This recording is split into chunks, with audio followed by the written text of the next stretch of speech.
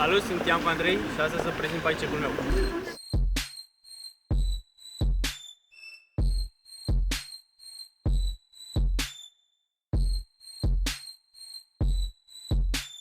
Am un cadru Total BMX, Hangover, Alex Colebor Signature, ghidon Federal Bruno Hoffman,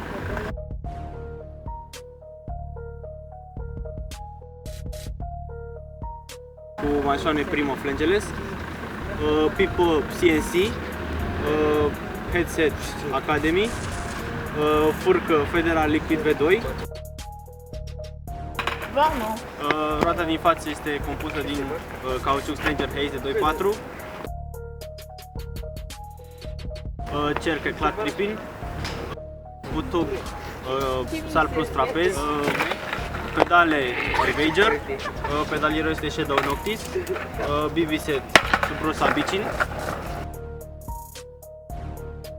foaia este Shadow Scream de 25, lanț Interlock V2,